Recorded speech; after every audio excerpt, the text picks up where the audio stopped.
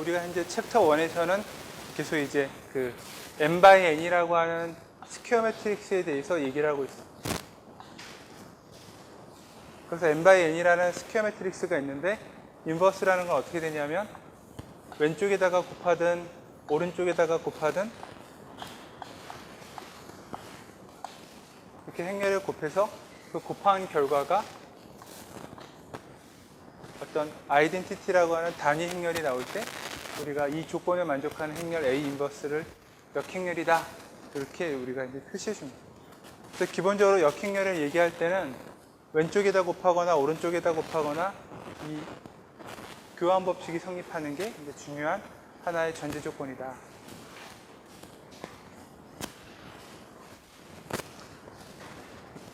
근데 중요한 건 뭐냐면 이 n 곱하기 n이라고 하는 행렬 A가 있다 하더라도 이 모든 행렬 A가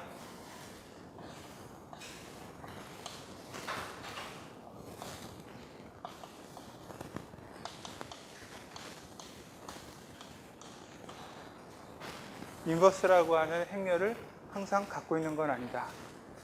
우리가 이제 그거는 이제 주로 이제 디터미넌트 입장에서 얘기하는데 어떤 행렬 A에 디터미넌트라는 게 있다고 하면 이 디터미넌트가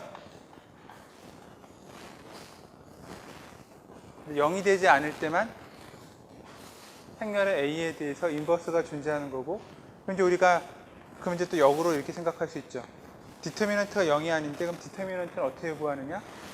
그죠? 그런 것들이 이제 우리가 가우스 소거법을 통해서 다 구할 수 있겠다.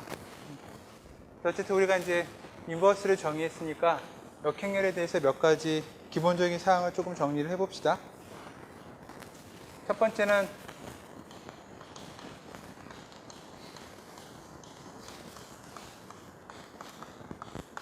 자, 역행렬은 언제 존재하느냐?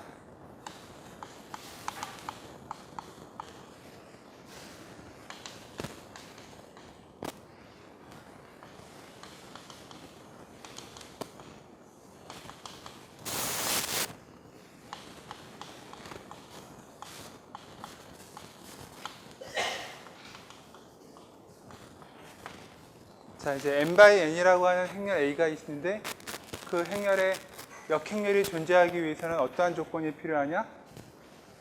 일리미네이션이라고 얘기하면 여기서는 이 일리미네이션은 이제 가우스 소거법을 말하겠죠?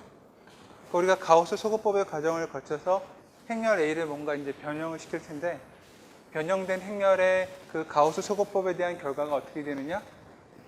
그야말로 n개의 피봇을 만들어내야 된다. 피봇이라는 게 뭐였습니까? 이거는 대각선 위치에 있는 엘리먼트고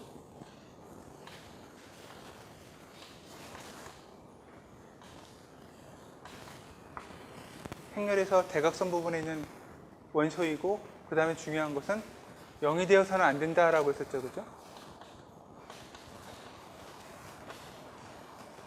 그런 조건들을 만족하는 걸 피봇이라고 했는데 그래서 이제 저 조건 예를 들어서 이 다이아고널이라고 하는 피봇 위치에 제로 값이 존재하면 그 순서들을 바꿔가지고 우리가 그러니까 로 익스체인지를 통해서 어쨌든 넌제로가 되도록 피봇을 다 유도할 수 있어야 된다 이렇게 얘기했었습니다.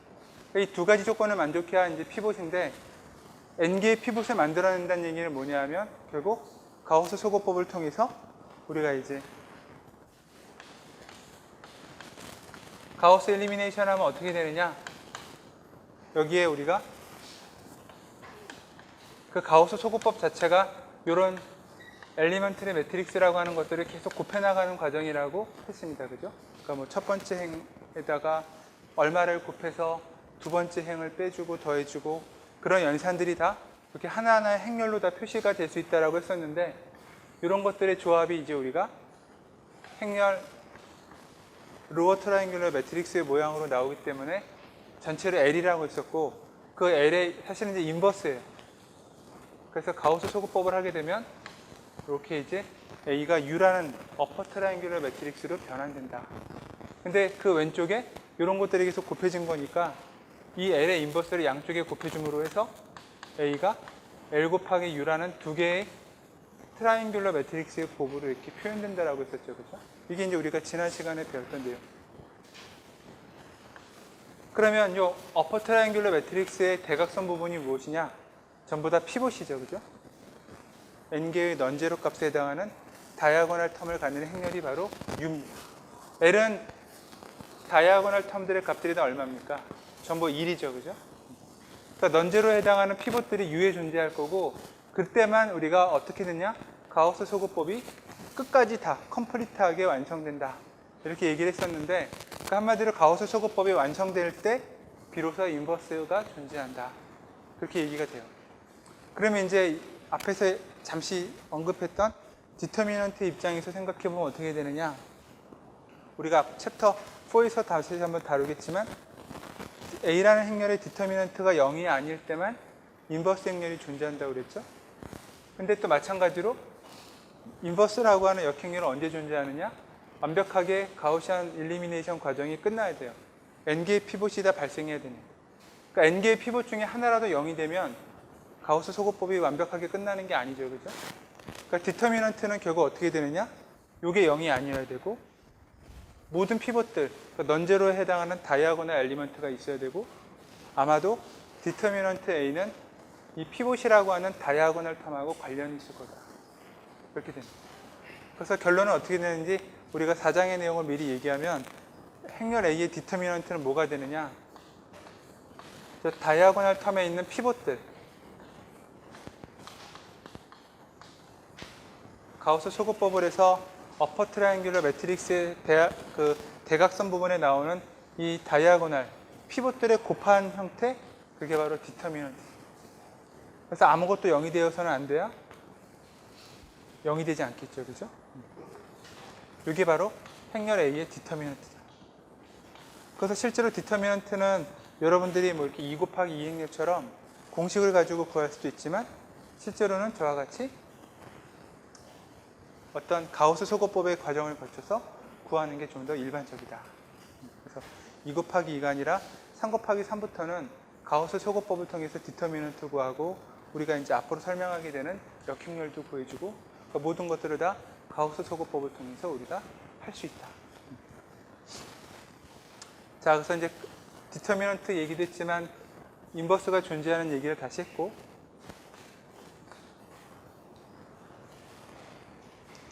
그 다음에 중요한 또 하나의 조건은 뭐냐면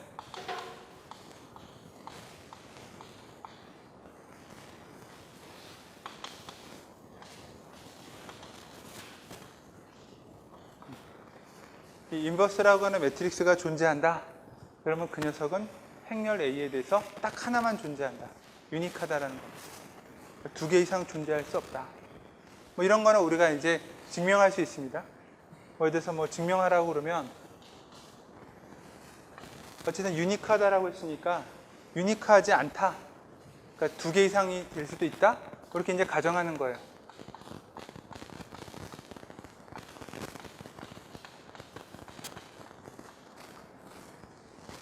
그래서 이렇게 시작하고, 그런데 결국 B하고 C는 어쩔 수 없이 똑같아야 될 수밖에 없다. 뭐 이런 걸 이제 증명하면 됩니다.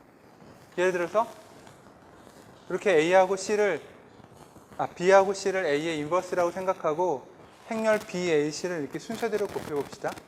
근데 우리가 앞에 거 두 개 행렬을 먼저 곱하고 C를 곱하나, 또는 B, A, C에 대해서 뒤에 거 두 개를 먼저 곱하고 B랑 곱하나, 결합법칙이 성립하니까 행렬의 곱셈에 대해서는 똑같습니다. 근데 이렇게 인버스라고 그랬으니까 이게 뭐가 돼야 되냐면 이제 I가 되는 거죠, 그죠? 아이덴티티 매트릭스.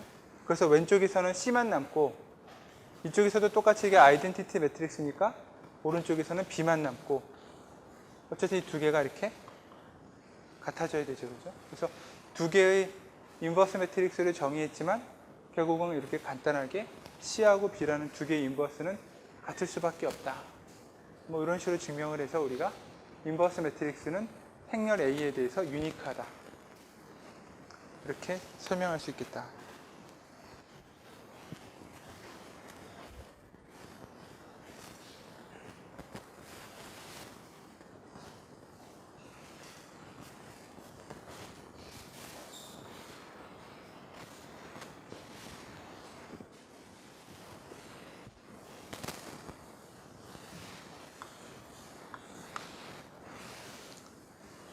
자, 세 번째 거는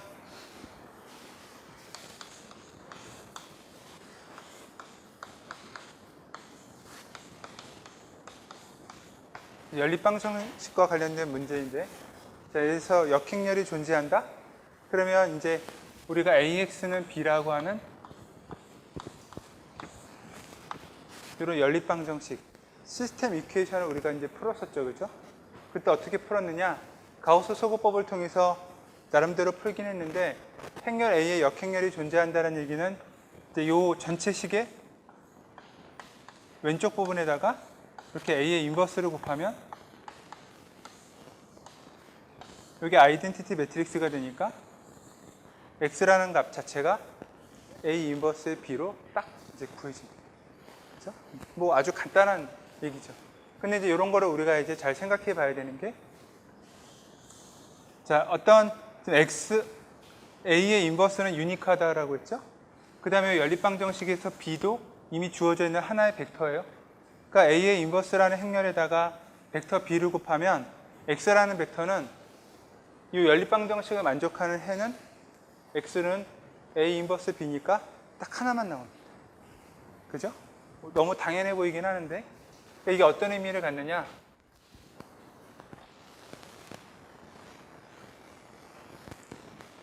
자, 그래서 일단 먼저 미리 얘기를 하면 X라고 하는 솔루션도 결국에는 하나만 존재한다. 그러니까 인버스가 존재하는 그런 행렬에 대해서 연립방정식을 풀게 되면 이제 해가 딱 하나만 나오는 겁니다. 그러니까 직선 두 개를 가지고 교점 하나 나오고, 평면의 방정식 뭐 이렇게 세 개를 가지고 단 하나의 교점 하나 나오고, 이런 식으로 우리가 이제 유니크한 솔루션을 구하는 거죠. 근데 이제 이게 어떤 의미인지를 보면, 자, X라는 거는 우리가 뭔지는 잘 모르는데 어떤 대문자 X라고 하는 집합에 우리 뭐 정의역이라고 하는 이제 도메인입니다. 거기에 엘리먼트예요. 그리고 마찬가지로 요 B라는 벡터는 그래서 대문자 B라고 하는 그 벡터 집합이 있고, 그 벡터 집합에 또 엘리먼트. 그러면 X라는 집합에서 B라는 집합으로 이렇게 연결해주는 함수 많이 봤죠, 그죠? 함수 우리가 대신에 그걸 우리가 A라는 행렬로 생각하면, 그러면 어떻게 되느냐? A라는 이 행렬에 의해서 X가 연결되는 벡터 B나, 또는 반대로 B라는 벡터가 연결되는 X는 딱 하나만 있다. 이렇게 되는 거예요. 그러니까 여기에 이제 여러 개가 있어요.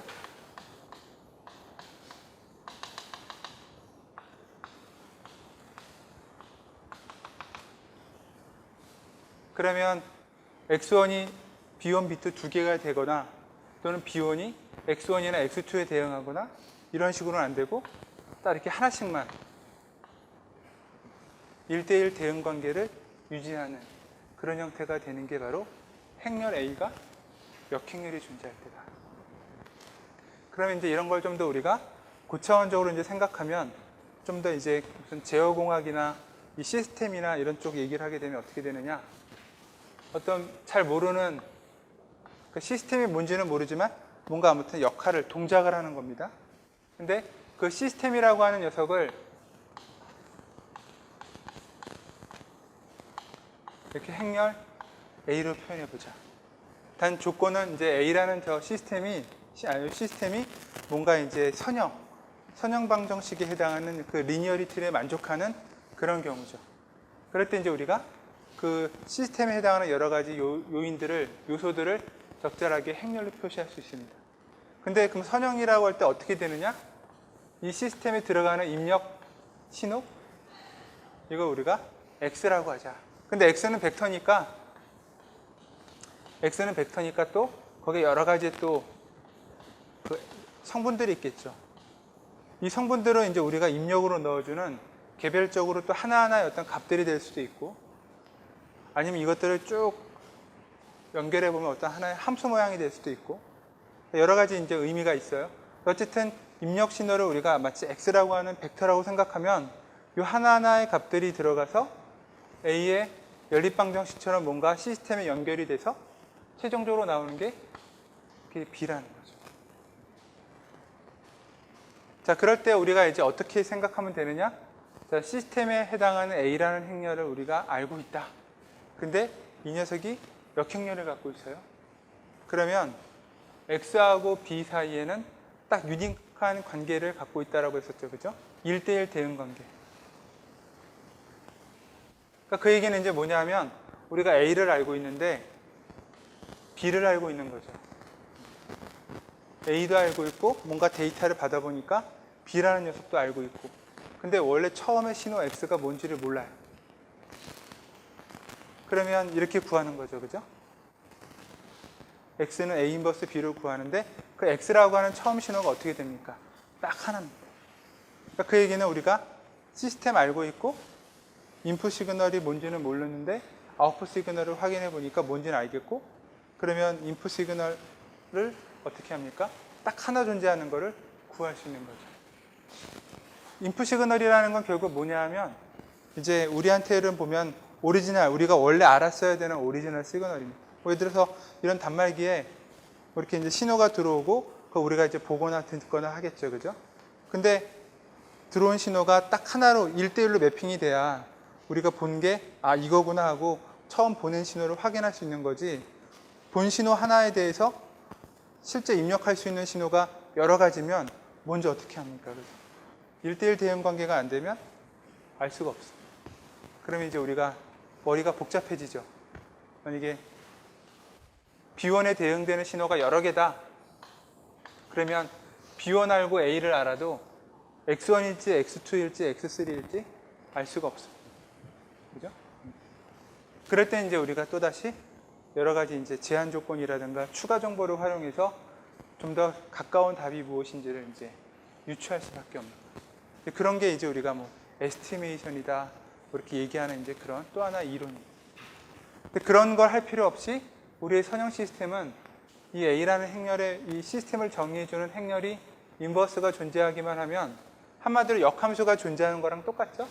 그렇기만 하면 인풋 시그널을 아웃풋 시그널로부터 유니크하게 결정할 수 있다. 얼마나 효율적입니까? 그죠?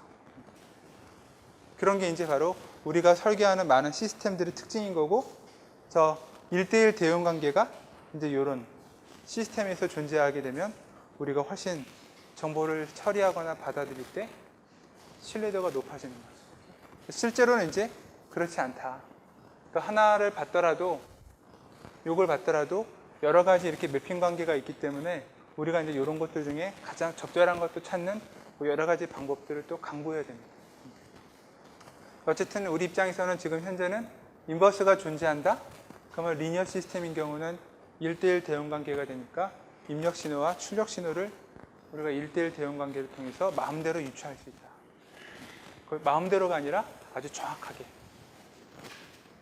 그런 의미가 바로 3번에 해당하는 내용입니다. 자, 그 다음 네 번째는 우리가 이제 고등학교 때부터도 많이 얘기 들었던 건데,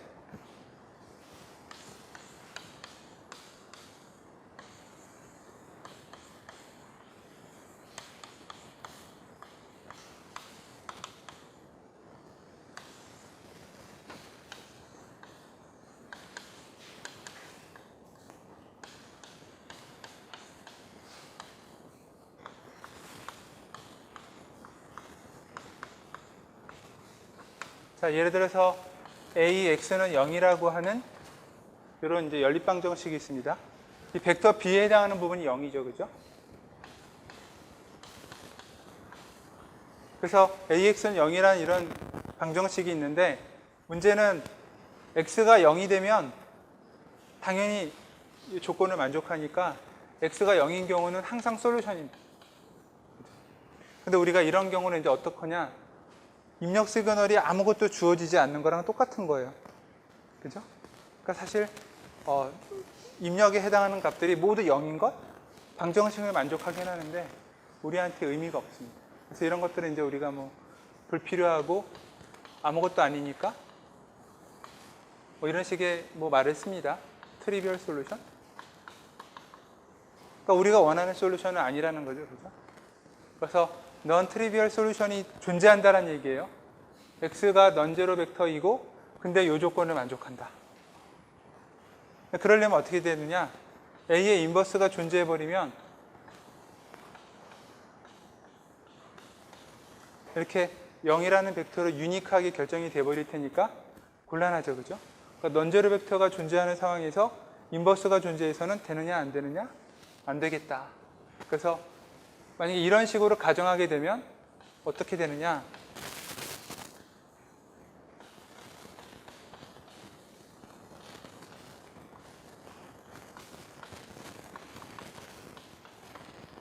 역행렬이 존재해서는 안 되겠다. 이렇게 되는 겁니다. 그러니까 역행렬이 존재하지 않을 때만 AX는 0이라는 이와 같은 시스템 방정식이 나오면 그러면 아웃풋이 다 0이 되도록 해주는 입력 시그널은 무엇이냐? 현재 우리가 넌제로 시그널을 생각하고 있으니까 그러려면 적어도 A라는 행렬은 인버스가 존재해서는 안 되겠다. 그래서 뭐 어떤 무수히 많으니까 어떤 무수히 많은 점들의 집합인데 그 점들의 집합이 직선이 될 수도 있고 평면이 될 수도 있고 뭐 그렇습니다. 그런 게 이제 어떻게 되느냐? 그걸 우리가 이제 얘기해 보려고 하는 게 이제 다음에 하는 챕터 2의 얘기가 되겠고. 자, 그래서 어쨌든 이런 건 이제 우리가 많이 다뤘던 그런 개념인데 기억해 둘 필요가 있겠죠.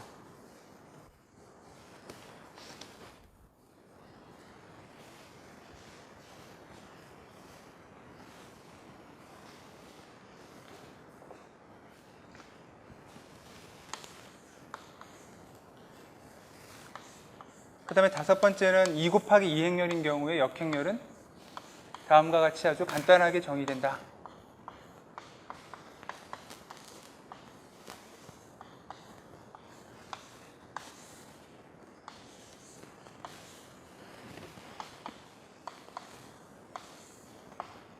우리가 잘 알고 있는 거죠, 그죠?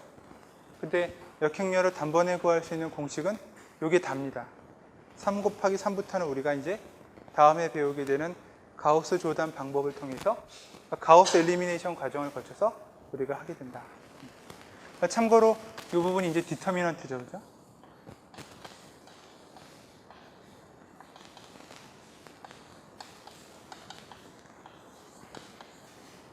그래서 디터미넌트가 0이 되어서는 이제 곤란하다. 그러면 역행렬이 존재하지 않을 거다. 그게 이제 우리가 앞에서 정의했던 내용이랑 똑같다.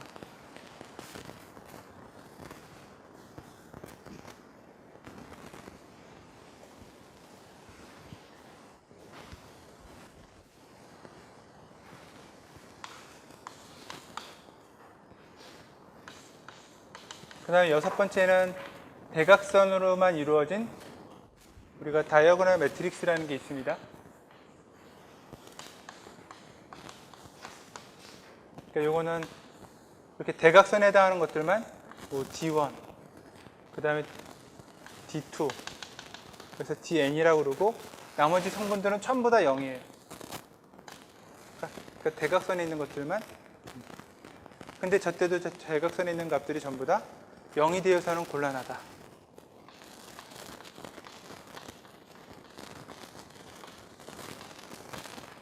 DI를 전부 곱하는 프로덕트를 취해주면 얘네가 그러니까 어느 하나도 0이 되어서는 안 되겠다. 그럴 때만 이제 비로소 다이어고널 매트릭스에 인버스가 존재한다.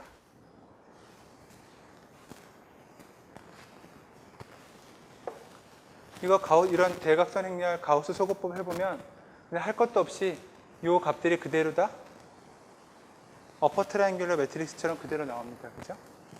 D1 가지고 몇 배에서 해줘야 되는데 여기다 0이죠. 그죠? 그러니까 첫 번째 식을 가지고 두 번째, 세 번째 이렇게 할 것도 없고 또 두 번째 식을 가지고 아래 0을 만들 필요도 없고 그냥 그대로 그러니까 가우스 소거법을 이미 다 완료한 상태랑 똑같죠. 어쨌든 이런 녀석의 인버스는 어떻게 되느냐? 이제 여러분들이 그냥 곱해보면 각각의 대각선에 해당하는 엘리먼트만 이렇게 역수를 갖는다.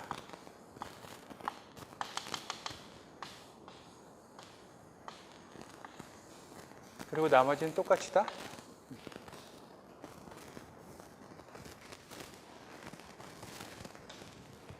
그래서 대각선 행렬로 주어지면 역행렬을 구하는 거가 아주 이제 쉽다. 그래서 이제 우리가 가능하면 행렬을 이제 여러 가지 디컴포지션을 할 때 대각선 행렬이 한 번쯤 나오게끔 자꾸 이제 만들어주죠.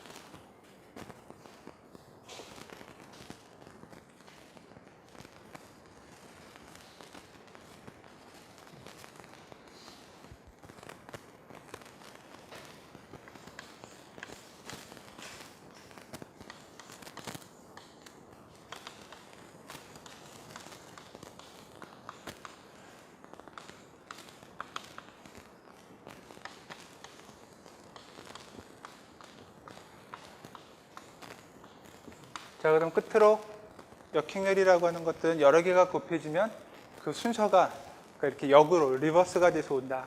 예를 들어서 A, B, C 세 개의 행렬을 곱했는데 이 세 개의 행렬의 역행렬을 구하라. 그러면 각각의 역행렬이 존재해야만 되고, 근데 그 순서는 A, B, C 순서랑은 다르게 각각의 역행렬을 이렇게 역으로 리버스가 돼서 곱해줘야 된다. 이게 이제 바로 7번에 해당하는 내용입니다. 그래서 우리가 뭐 사실은 다 알고 있는 내용들이긴 하죠, 그죠?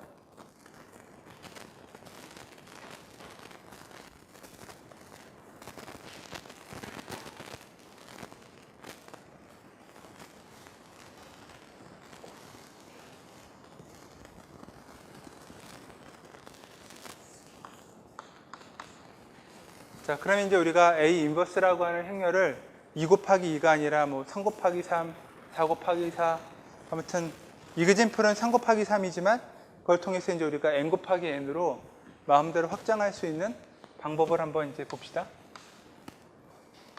그래서 만든 사람들의 이름을 따서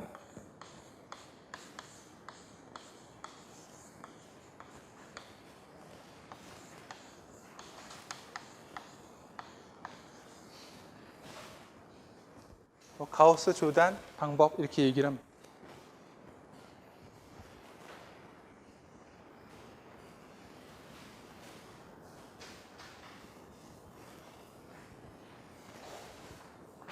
자, 이제 우리가 예전에 어떤 걸 했는지를 이제 다시 처음부터 생각을 해보면 이렇게 돼 있었죠, 그죠? 연립방 정식을 우리가 가우스 소거법으로 푸는데 이거는 벡터입니다, 그죠? 우리가 흔히 말하는 이제 열 벡터라고 얘기했던 것들이고, 요거는 어떤 이제 n by n 행렬인데 이런 게 이제 하나 우리가 기억해야 될 사항이고, 두 번째는 행렬 A에다가 행렬 B를 곱해요. 근데 블락 매트리스 연산을 해주게 되면 행렬 A에 대해서 B라는 행렬을 우리가 B1, B2 이렇게 열 벡터로 쭉 나열을 해봅시다. 이렇게 나열을 하면 어떤 식으로 우리가 이거를 쓸 수 있냐면 행렬 A 곱하기 B를 A라는 행렬에다가 B1이라는 벡터를 곱한 것, 그게 이 결과물의 첫 번째 열 벡터가 되고, 또 두 번째는 B2라는 벡터, 이 B라는 행렬의 두 번째 열 벡터랑 되고, 그래서 이런 식으로 A 곱하기 B의 각각의 열 벡터가 행렬 A와 행렬 B의 각각의 열 벡터들의 곱으로 이렇게 표시가 된다.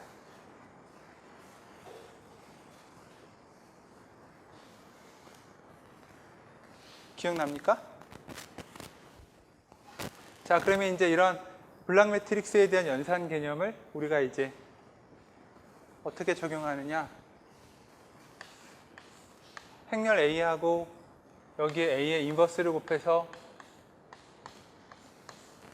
이렇게 아이덴티티 매트릭스가 나오게 하는 게 인버스죠, 그죠? 자, 그러면 우리가 이 녀석을 좀 구하는 건데 A랑 그다음 I는 우리가 어떤 건지 알고, 자, A의 인버스를 똑같이 아까처럼 이렇게 하면 x1, x2 이렇게 칼럼 벡터들의 조합으로 A 인버스라고 하는 저 행렬을 잠시 표시를 해봅시다. 그러면 이제 이 모양을 가지고 블락 매트리스 연산을 해보면 A 곱하기 A 인버스는 어떤 모양이 되냐면 첫 번째 칼럼, 두 번째 칼럼, 그래서 n번째 칼럼까지 나왔는데 그 결과들이 뭐랑 똑같으냐면 이 아이덴티티 매트리스의 각각의 열하고 똑같죠, 그죠?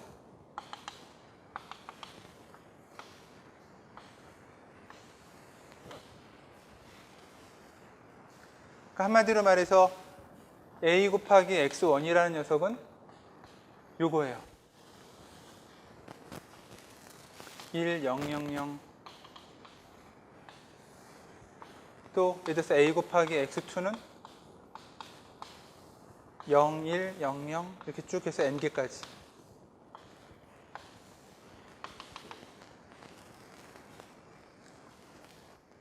그냥 우리가 예전에 했던 칼럼 노테이션과 블락 매트리스 연산, 그거를 잠시 그냥 행렬 B 또는 이 A 인버스라는 행렬에 대해서 적용해 본 것 뿐입니다. 그럼 이제 우리가 가우스 소거법을 여기다가 적용할 수 있는 근거는 무엇이냐? 우리가 이거를 풀 때 가우스 소거법을 통해서 풀면 X라는 미지수는 내버려 두고 행렬 A의 계수와 이 벡터 B의 계수들을 바꿔가면서 뭔가 했었죠. 그죠? 가우스 소거법으로. 연립방정식 푸는 과정이 가우스 소거법이었어요. 그 역행렬 구하는 과정은 무엇이냐? AX1은 첫 번째 행, AX2는 두 번째 열, AX는 n번째 열이라고 주어진 이런 것들에 대해서 n개의 연립방정식을 그냥 단번에 동시에 놓고 푸는 거예요. 그죠? 첫 번째 연립방정식, 두 번째 연립방정식, 그 계수들을 그냥 쭉 순서대로 행렬 A, 여기는 X1, X2, X3, 저 X에 해당하는 벡터, 그 다음 여기는 B에 해당하는 벡터가 1, 0, 0, 0, 0, 1, 0, 0, 뭐 이런 식으로 그 연립방정식들 n개를 쭉 계수들만 만들어 놓고서 쓴 것과 똑같다. 그래서 가우스 소거법을 적용하는 게 전혀 이제 문제가 없는 거죠. 그래서 이제 시작은 우리가 가우스 소거법을 쓰더라도 역행렬을 구하는 과정 자체에 큰 문제는 없겠구나. 일단 그렇게 기억해 주면 되겠다. 자, 그 다음에 이제 두 번째는 뭐냐 하면 행렬 A에다가 가우스 소거법을 해줍니다. 우리 가우스 일리미네이션이라는 과정을 거치면 어퍼 트라이앵귤러 매트릭스 U가 나온다고 했었죠. 그죠?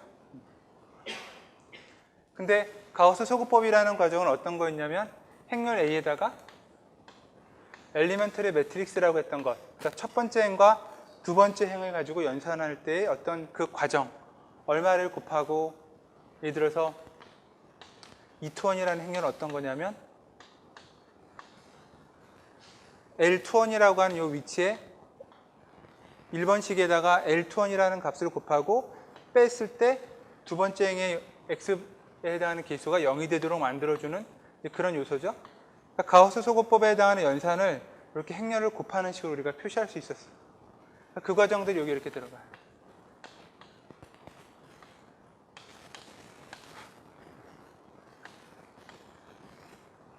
자, 그런데 이 과정을 거치는 게 바로 U가 된다라고 얘기했었죠. 그죠? 그러면 앞에 가우스 소거법에서 붙었던 이게 무엇이냐? A라고 하는 행렬이 결국에는 LU 디컴포지션으로 표현이 된다라고 했었는데 이게 바로 전체가 L이라는 로어 트라이앵귤러 매트릭스의 인버스랑 관련된 부분이었을 거다. 결과적으로. 그죠? 그래서 LU 디컴포지션 되는 거죠. 그러니까 지금 우리가 하게 되면 A는 L의 인버스에다가 A가 곱해져서 어퍼 트라이앵귤러 매트릭스의 모양으로 나온 거예요. 그죠? 그러면 이제 우리가 가우스 소거법을 막 할 겁니다. 이 모양에다가, 그 다음에 여기 기수들에다가, 얘는 지금 미지수니까 신경 쓸 거 없고, 그러면 가우스 소거법 해주면 얘가 뭐가 돼요? U가 되겠죠? 얘는 뭔지 모르지만 뭔가로 바뀌었어요. 그죠? 근데 우리가 가우스 소거법에서 얘를 U로 바꿀 때는 뭐가 됐냐면 A에다가 L의 인버스를 곱한 모양이라고 했으니까 여기에도 L의 인버스가 곱해지겠죠. 그죠? 그러니까 이제 가우스 소거법을 해서 막 뭔가 하면 얘는 이제 다시 U가 될 것이고, 그러면 이제 I라는 행렬은 어떻게 되느냐?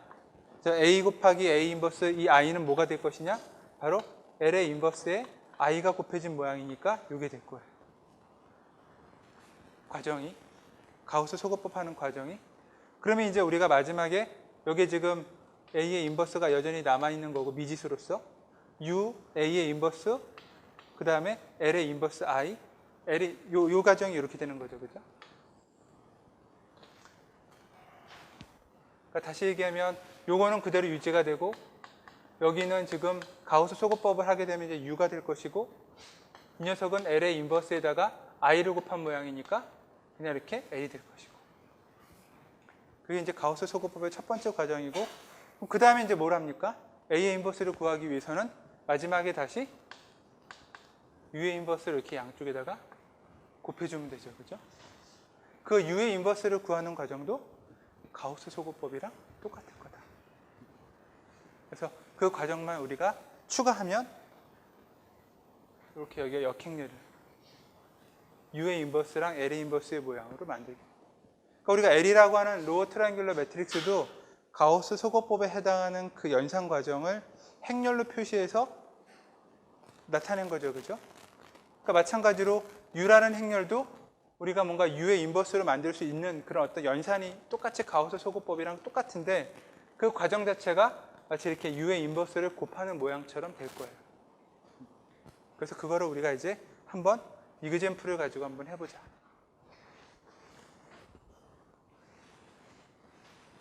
자, 그래서 이제 지금까지는 왜 가우스 소거법을 쓸 수 있는지, 그 다음에 가우스 소거법을 쓰는 과정에서 U와 L이라는 과정이 어떻게 나오는지, 그거를 이제 우리가 미리 한번 살펴봤습니다.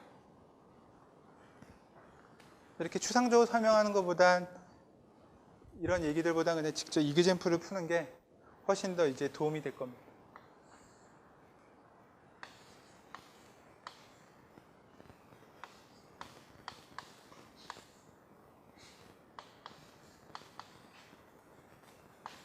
자, A라는 행렬이 이렇게 주어져 있고 여기에 이제 A에다가 A 인버스를 곱해서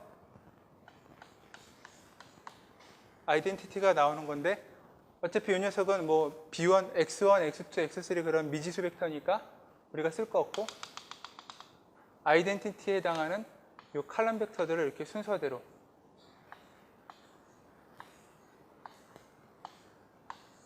그러니까 마치 행렬 A 곱하기 X는 첫 번째, A 곱하기 또 다른 X는 두 번째 행, A 곱하기 X는 또 세 번째 행. 이렇게 세 번째야. 이렇게 세 개의 연립방 정식이 있는 거를 한 번에다 그냥 몰아넣은 거예요. 그리고 이제 이거를 여러분들이 아주 잘하는 가우스 소구법으로 차근차근 해보자. 그러면 첫 번째 행에서 2를 곱해서 빼주면 이게 0이 되겠죠. 그죠? 그러니까 첫 번째 이게 이제 피봇이 되는 거고, 그럼 첫 번째 행은 아무런 연산해주지 않으니까 그대로 유지가 될 것이고, 그거에 대응되는 벡터 B에 대응되는 이와 같은 값들도 그대로 유지가 됩니다. 그 다음에 이제 1행에다가 곱하기 2를 해서 빼주니까 여기는 0이 돼요. 여기가 곱하기 2가 돼서 빼주니까 마이너스 8이 되고, 곱하기 2가 돼서 빼주니까 마이너스 2가 돼요. 그죠? 이쪽도 똑같은 연산해줘요. 2를 해서 빼주니까 마이너스 2를 해서 빼주니까 1, 여기는 그대로 0. 그 다음에 이제 세 번째에서 요 마이너스 2라는 기수도 0이 되도록 해주는 게 가우스 소거법이니까 이제 그냥 더해주면 되네요. 그죠? 단순하게 더하자. 더하면 8이고, 또 더하면 3이고, 이렇게 더하면 1이고, 그래서 첫 번째 단계에 해당하는 가우스 소거법을 우리가 했다. 그 다음 이제 두 번째는 이제 두 번째 피봇을 가지고 우리가 세 번째 행을 변형시켜 주자. 그러면 첫 번째는 하나도 바뀌지 않았고,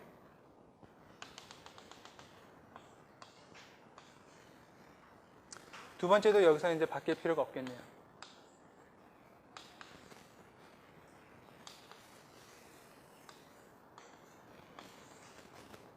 그럼 이제 두 번째 행이랑 세 번째 행을 더하기만 하면 되겠죠? 여기를 0이 되도록 하기 위해서.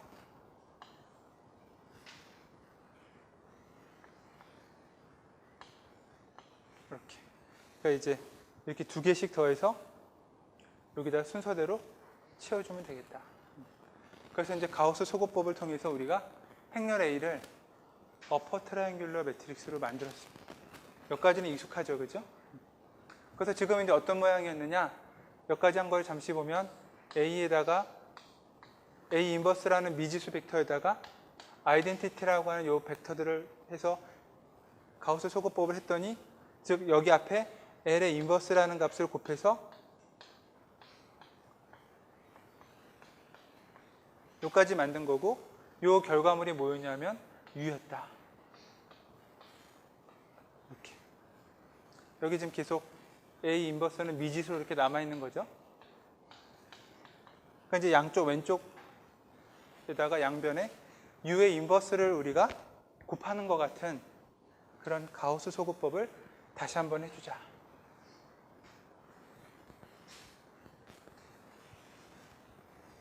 자, 똑같이 엘리먼트를 매트릭스로 표현할 수도 있긴 하지만 우리가 여기서는 그렇게까지 뭐 할 필요는 없을 것 같고, 이제 이 녀석을, 이게 이제 U인데 이 녀석을 인버스가 되도록, 그러니까 인버스가 된다는 얘기는 이 전체가 아이덴티티 매트릭스가 돼야 되는 거예요. 그죠? 그러니까 요거 자체가 아이덴티티 매트릭스가 되도록 해야 U의 인버스를 여기다 이렇게 곱하는 모양이 됩니다. 그러니까 U의 인버스를 곱하는 것 같은 연산, 그걸 우리가 여기다가 해주기만 하면 된다.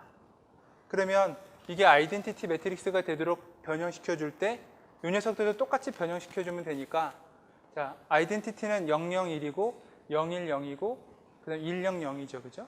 그러니까 중요한 건 이 대각선에 해당하는 값들은 1이고 여긴 다 0이 돼야 돼요. 그래서 이제 순서가 우리가 처음에 가우스 소구법의 U를 만들 때는 위쪽에 있는 피봇을 가지고 아래로 쭉 0을 만들어 줬는데 이제는 그 반대입니다. 이 녀석을 가지고 위로 거슬러 올라가서 0을 만들어 주면 돼요. 그래서 그 과정이 바로 U의 인버스를 구하는 거랑 똑같다. 그래서 이제 맨 마지막 줄을 001은 이렇게 놔주고, 그 다음에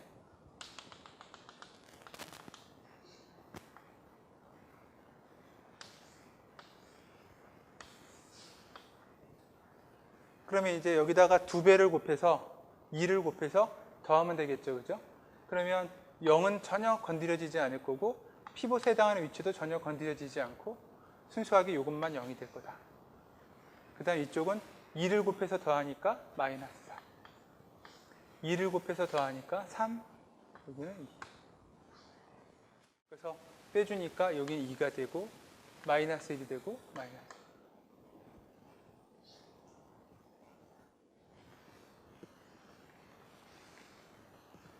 자, 그래서 이제 이쪽에다 0을 만들었으니까 그 다음에 이제 이 녀석을 0이 되도록 만들자. 그러면 세 번째 식은 건드릴 게 없으니까 유지해주고, 두 번째 식도 마찬가지로 우리가 더 이상 건드릴 게 없으니까 이렇게 유지되고, 그러면 이제 첫 번째 식에서 0이 되도록 하기 위해서는 8분의 1을 곱한 다음에 더하면 되겠네요. 그죠? 그래서 8분의 1 곱하고 더하면 이런 피봇에 해당하는 값들은 전혀 영향이 없고, 또 0이 된 것들은 이미 또 이렇게 알아서 0이 되죠. 유지되고. 그래서 8분의 1을 해서 더해주면 되니까 여기는 이제 2분의 1이죠. 그죠? 그러니까 여기 2분의 3. 8분의 1을 곱해서 더하니까 마이너스 8분의 5. 그 다음에 8분의 1이니까 4분의 1에서 마이너스 4분.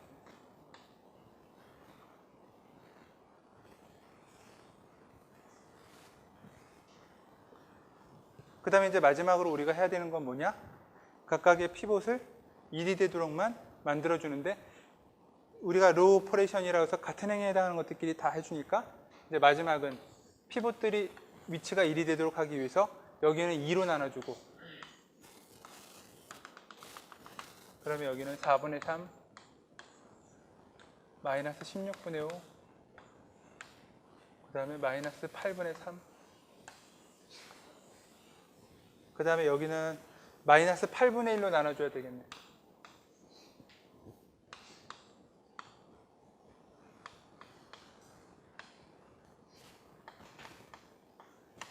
그 다음 마지막 거는 별다른 조작할 필요가 없겠다.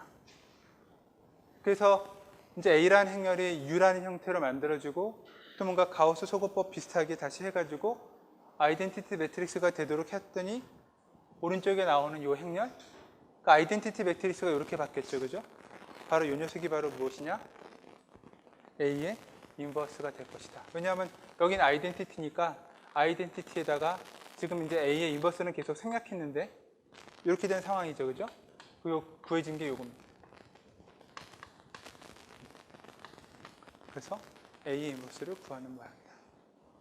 그러니까 여러분들이 이제 추가해야 할 사항은 마치 가우스 소구법을 한번 한 다음에 u의 인버스에 해당하는 u를 구했는데 마치 u의 인버스를 구하는 것 같은, 곱하는 것 같은 연산을, 가우스 소구법 연산을 다시 해주되 기존의 가우스 소구법하고는 달리 맨 아래를 피봇으로 해서 순서대로 다시 위로 올라가는 이런 것만 기억해주면 우리가 되겠죠, 그죠? 선형대수라는 게 이제 어떤 절차이기 때문에 이렇게 3 곱하기 3 행렬 하나만 하면 이거를 뭐 4 곱하기 4든 어떤 n 곱하기 n에 해당하는 역행렬도 다 이렇게 구해요. 아주 편하겠죠, 그죠? 도중에 만약에 이 뭐라 그럴까, 이 피봇이 만약에 0이 되거나 그러면 어떻게 되느냐?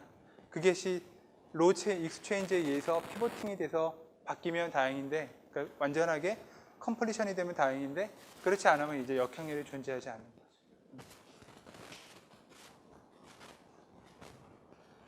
자, 그래서 매번 날이면 날마다 이그젠플을 들 수 있는 게 아니니까 요거 하나를 통해서 모든 케이스의 역행렬을 다 우리가 구할 수 있다.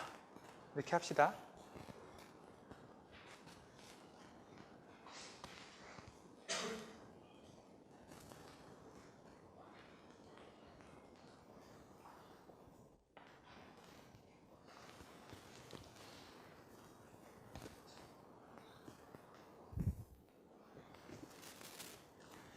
자, 그 다음 이제 우리 이 섹션의 두 번째 내용은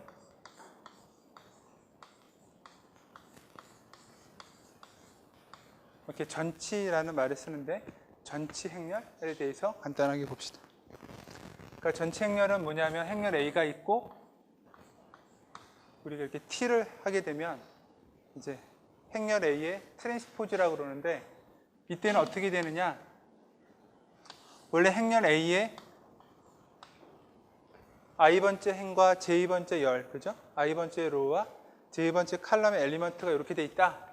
그러면 이걸 트랜스포즈를 하게 되면 그 해당되는 위치의 엘리먼트의 행과 열의 위치가 이렇게 바뀌는 것. 대각선의 기준으로 이런 거 우리가 전치 행렬이라고 얘기를 합니다. 굳이 트랜스포즈는 반드시 스퀘어 매트릭스일 필요는 없습니다. 그러니까 예를 들면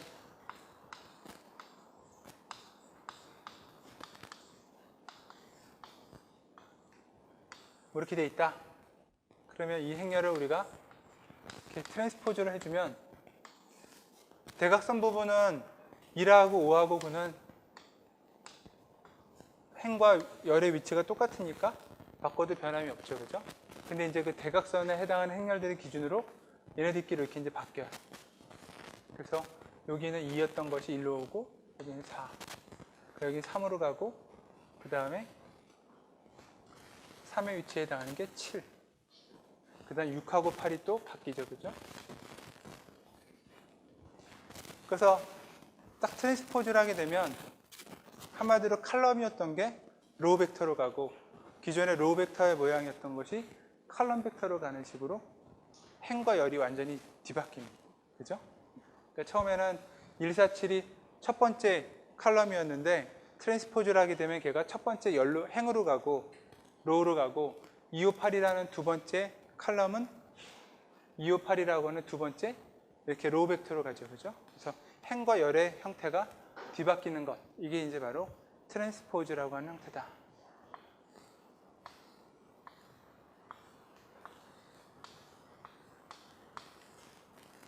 그럼 이렇게 정사각형 행렬이 아닐 때는 어떻게 되느냐? 이런 경우도 마찬가지. 대각선에 있는 A하고 E는 유지가 되지만 어쨌든 A, B, C라고 하는 첫 번째 행은 첫 번째 열로 가고 그 다음에 D, F는 그래서 이렇게 정사각형렬이 아닐 때는 모양도 바뀌어버리죠. 그죠? 이런 것들이 이제 트랜스포즈라고 하는 형태이다.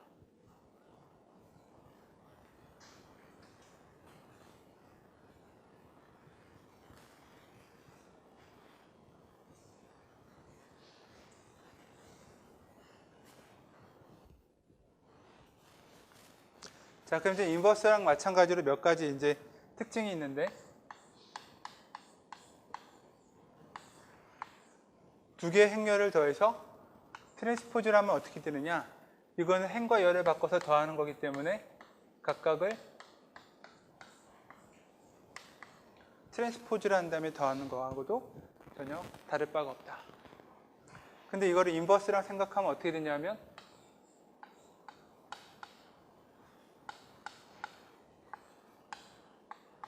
두 개를 더해서 인버스를 취하는 게 과연 각각의 인버스를 구해서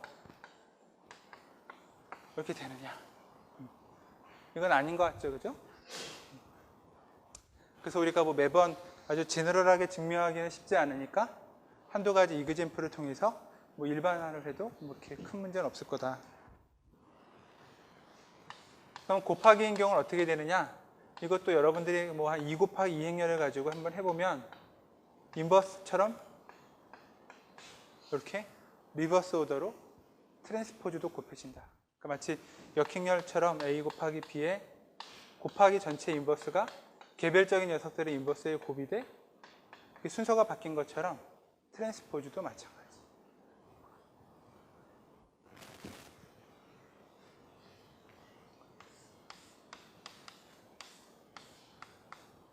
자, 그 다음에 이제 인버스를 취한 행렬에 대한 트랜스포즈는 어떻게 되느냐? 요거는 결론적으로 얘기하면 트랜스포즈를 먼저 한 다음에 인버스를 해도 상관없다. 물론 지금은 인버스 얘기가 나왔으니까 뭐 정사각형 행렬일 때를 얘기해야 되겠죠. 뭐 굳이 증명해 보자면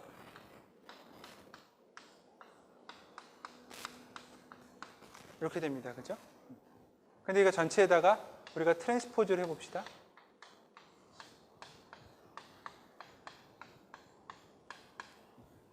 근데 아이덴티티 매트릭스는 뭐 대각선 행렬이니까 완전히 트랜스포즈를 해도 원래랑 똑같을 거고, 그러면 이제 요거를 정리하면 A의 트랜스포즈, 그 다음에 A의 인버스를 한 녀석의 트랜스포즈가 이렇게 리버스 오더로 나올 거고, 근데 여전히 그 결과가 어떻게 됩니까? 그래서 딱 보면 A의 트랜스포즈 한 거에 대해서 요 녀석이 지금 인버스죠, 그죠? A 트랜스포즈라는 행렬의 인버스는 뭐가 되느냐? 오른쪽에 나와 있는 A 인버스의 트랜스포즈. 요거 두 개 곱해서 아이덴티티니까 요거 두 개가 서로 역행렬 관계를 가져야겠죠, 그죠? 그러니까 A 트랜스포즈라는 행렬의 역행렬의 모양은 이런 모양이다. 그래서 이렇게 트랜스포즈랑 인버스는 서로 순서를 바꿔서 해도 된다. 아주 재미있는 성질입니다.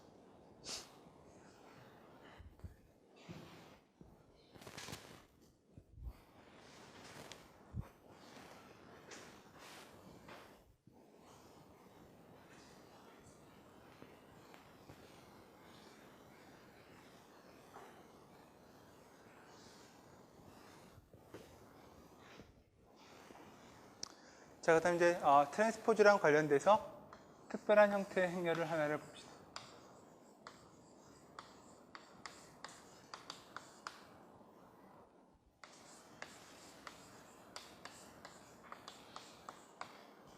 우리가 이제 대칭 행렬이라고 얘기를 하는데, 자, 대칭 행렬은 어떻게 정의하냐면 행렬 A의 트랜스포즈를 한 녀석이 원래 행렬하고 여전히 똑같다. 이럴 때 우리가 대칭 행렬이라고 얘기를 합니다. 주로 이제 저렇게 되려면 모양이 똑같아야 되니까 정사각 행렬일 때 얘기가 성립하겠죠, 그죠? 그래서 스퀘어 매트릭스일 때 이런 조건을 만족하면 우리가 시메트릭하다, 서로 대칭이다라고 이야기를 한다. 그 얘기는 행렬의 i번째 행과 j번째 열에 해당하는 원소가 그 순서를 바꾼 i와 j의 행과 열의 순서를 바꾼 것, 요거하고 여전히 똑같다. 또는 뭐 생각해보면 처음 행렬의 요 첫 번째 열과, 그죠? 행과 열을 바꾸는 게, 벡터의 열을 바꾸는 게 트랜스포즈라고 했으니까 행렬 A의 첫 번째 열과 행렬 A의 첫 번째 행이 서로 같은 거예요. 벡터가, 그죠? 두 번째 열과 두 번째 행이 같은 벡터예요. 이런 식의 구성으로 이루어진 것, 이거 우리가 뭐라고 하느냐? 시메트릭 매트릭스라고 합니다. 그러니까 이렇게 대충 모양이 이제 상상이 되죠, 그죠?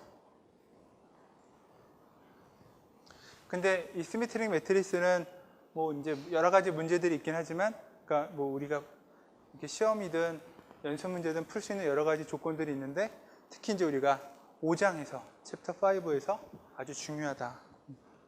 그래서 그 전에 이제 약간 한번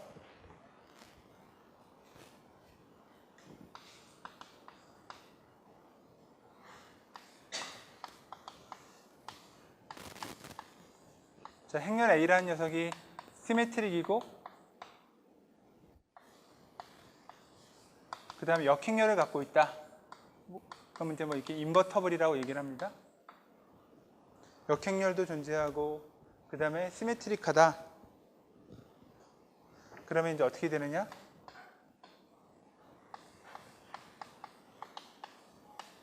이렇게 씁시다. A의 인버스도 시메트릭하고 뭐 당연히 뭐 A의 인버스니까 A라는 인버터블한 그런 조건이 되겠죠. 그죠? 그러니까 한마디로 A의 인버스도 시메트릭 할 것이다. 그게 이제 요점입니다.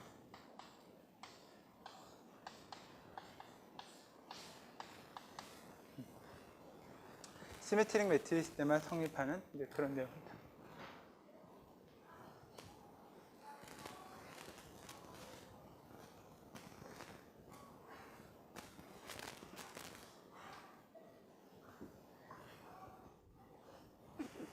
자, 이것도 간단하게 이제 증명을 한번 보면 어쨌든 인버스라는 얘기가 들어가니까 이렇게 시작이 되겠죠. 그죠?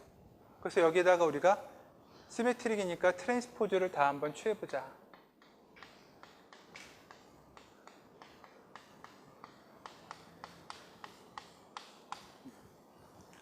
그럼 이제 왼쪽에 있는 항들은 A의 인버스의 트랜스포즈고 그 다음에 거기에 A의 트랜스포즈고 근데 A의 트랜스포즈는 시메트릭이니까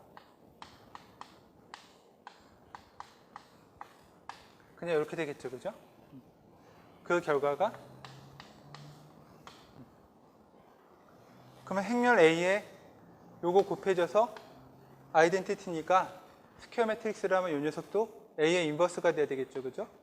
그러니까 A의 인버스의 트랜스포즈라는 이 녀석은 A의 인버스랑 같은 모양이 돼야 되겠다.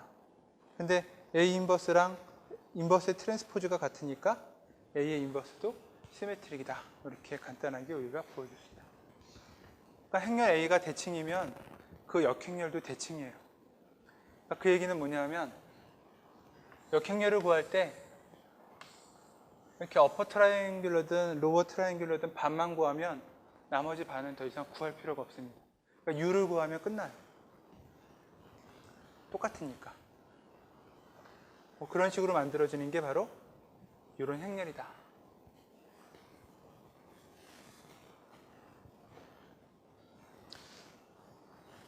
그래서 이렇게 시메트릭하면 이제 얼마나 그 좋은 점이 있느냐?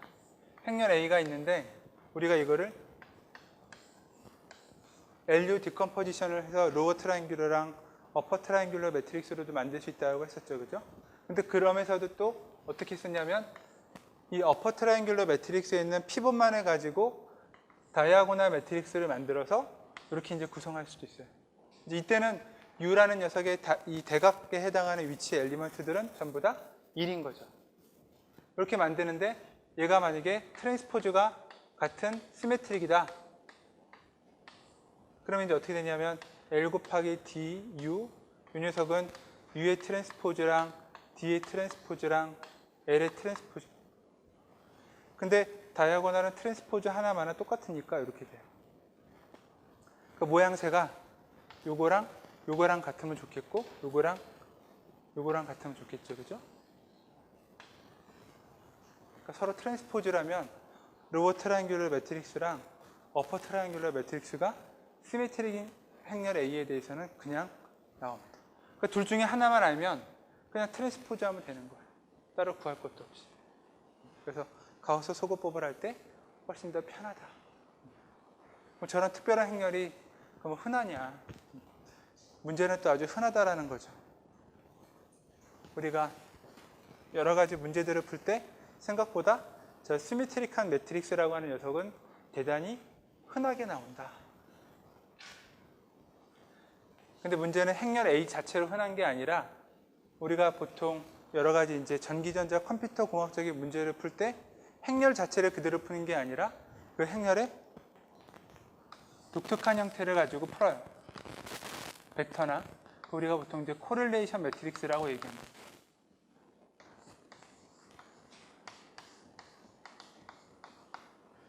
간혹 이제 확률 변수 같은 데서도 그러니까 랜덤 프로세스라고 하는 단원에서도 랜덤 베리어블들에 대한 이제 코릴레이션 코에피션트라든가 뭐 코릴레이션 코베리언스 매트릭스라든가 이런 것들을 여러분들이 아마 접할 텐데 그거랑 비슷합니다. 그러니까 이제 상관 행렬 그러니까 자기 자신에 해당하는 데이터나 행렬 A 자기 자신하고 관련된 이제 어떤 관련성을 얘기를 하는 건데 어떻게 정의를 하느냐 우리가 그래서 R이라고 보통 얘기를 많이 하면 이렇게 해줍니다. 그러니까 어떤 행렬이 있다. 그러면 그 행렬에 대해서 우리가 이렇게 트랜스포즈를 해서 곱하는 형태 이거 우리가 코릴레이션 매트릭스라고 정의해줘요. 또는 어떤 벡터를 가지고도 할 수 있습니다. 이게 X가 벡터라고 그러면 이렇게 하더라도 n by n에 해당하는 행렬의 모양이 나와요. 이럴 때도 우리가 뭐 일종의 코릴레이션 매트릭스인데 주로 이때는 약간 이제 랜덤 베리어블일 때 얘기를 많이 하는 거고 랜덤 베리어블이라고 하지 않을 때는 이런 것들을 우리가 좀 더 많이 다루게 된다. 그러면 이제 이 형태로 곱한 것들은 어떻게 되느냐? 트랜스포즈를 해봐도 A 트랜스포즈랑 A랑 왔다 갔다 하니까 행렬 A가 시메트릭이 아니더라도 이렇게 되죠, 그죠? 그러니까 지금 우리가 시메트릭이라는 얘기를 쭉 해왔는데 지금은 A가 굳이 시메트릭이 필요는 없어요. 시메트릭이 A가 아니더라도 R이라는 행렬이 시메트릭이라는 얘기예요. 그리고 이렇게 정의된 R이라는 행렬, 이 시메트릭한 이 녀석을 우리가 특별히 코릴레이션 매트릭스라고 한번 얘기를 해보자.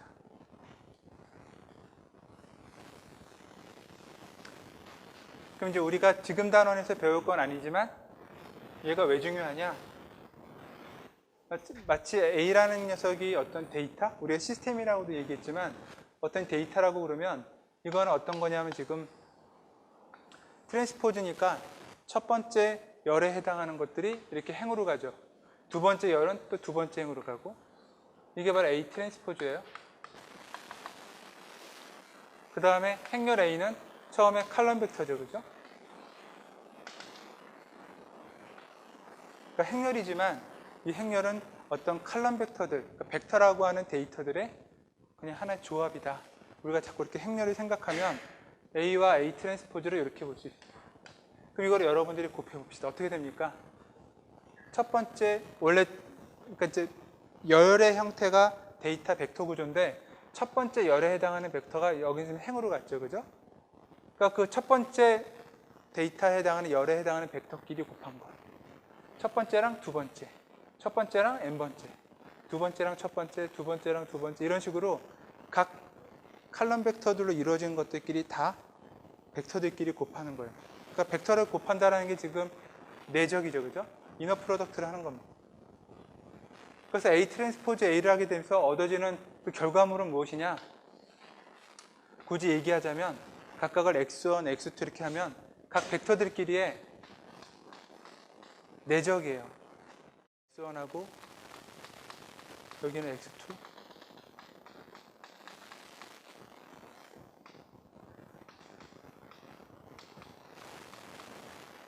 그래서 1번하고 n번하고 얘네들끼리 하자면 n제곱계가 나오겠죠, 그죠? 어쨌든 대각선을 기준으로는 서로 대칭인 거고 대각선에 있는 놈들끼리는 첫 번째끼리, 두 번째끼리 자기 자신들끼리의 내적이고 그러니까 얘네들은 벡터의 길이로 생각하면 벡터 길이의 제곱. 그럼 내적이 뭡니까?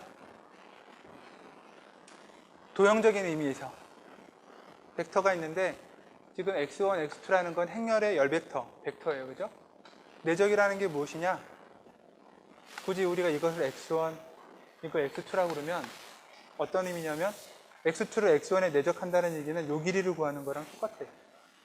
한마디로 x2라는 벡터가 x1이라는 벡터의 이 성분을 얼마나 갖고 있느냐. 우리가 이런 걸 프로젝션이라고 그럽니다. 코릴레이션 매트릭스를 구한다는 얘기는 어떤 의미냐? 각각의 벡터들끼리 상대방 성분을 내가 얼마나 갖고 있는지. 그래서 이쪽에 또 벡터 하나가 또 있어요. 그럼 x2라는 이 칠판이라는 평면에서 x2라는 벡터는 요 프로젝션한 요 녀석이랑 수직으로 또 여기를 프로젝션 요거 요 두 개의 벡터의 합으로 나옵니다. 그러니까 그런 식으로 저 프로젝션이라는 건 저 현재 내 벡터가 다른 벡터들의 성분을 얼마나 갖고 있는지에 대한 조합이에요. 그러니까 데이터 이거를 그래서 벡터들 하나하나가 n차원에 해당하는 내가 어떤 벡터인데 하나의 어떤 데이터다. 그럼 내가 갖고 있는 벡터 데이터들이 서로 간에 얼마만큼 성분들을 갖고 있는지 그야말로 상관성을 나타내는 거죠. 아무런 상관이 없다? 그럼 수직인 거니까 0이 되는 겁니다. 아무런 상관이 없으면 이쪽 성분이 아무것도 없으면 수직이에요. 그런 건 이제 우리가 코릴레이션이 없다라고 그러고 그런 직교성을 이용해서 이제 우리가 뭐 함수를 다루죠. 그죠? 근데 지금은 직교성이 있고 없고의 여부를 떠나서 어쨌든 행렬의 연산에 해당하는 요 행벡터와 열벡터의 곱이라는 게 결과적으로는 벡터의 이너 프로덕트.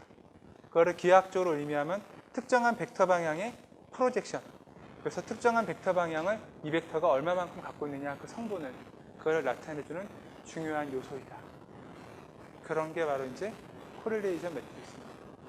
그래서 어떤 시스템이 있는데 A라는 시스템이 있는데 그 시스템에 해당하는 코릴레이션 매트릭스를 구하면 그 시스템이 갖고 있는 어떤 벡터라고 하는 이제 공간이 있는데 그 벡터 공간들이 어떻게 구성이 되어 있는지를 코릴레이션 매트릭스를 통해서 우리가 이제 알 수 있는 거죠. 아, 이런 방향은 얼마나 있고, 이런 방향은 얼마나 있고, 이런 방향은 각각의 벡터들이 얼마나 갖고 있고, 상호 벡터들 간의 그 조합을 우리가 다 해석할 수 있는 게 코릴레이션 매트릭스입니다.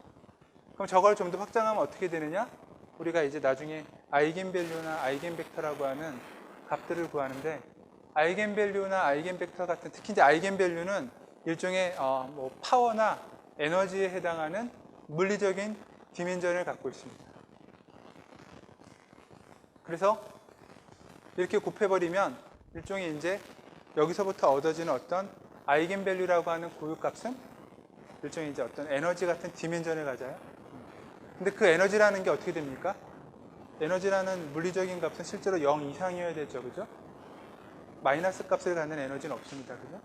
0 이상인데 이렇게 시메트릭하고 한마디로 코릴레이션 매트릭스 구조를 갖는다? 이런 녀석들의 아이겐밸류를 구하면 기가 막히게도 0 이상이다. 여러 가지 이유로 당연하게 되긴 하지만 수학적으로 그런 여러 가지 조건들이 이 코릴레이션 매트릭스랑 시메트릭이라고 하는 성질에서 다 나옵니다. 그러니까 우리가 이제 그런 거는 뭐 조금 더 기다려야 되지만 챕터 5에서 열심히 다룰 것이다. 그럴 때 이제 시메트릭 매트릭스가 얼마나 여러분들을 괴롭힐지 기대하기 바랍니다.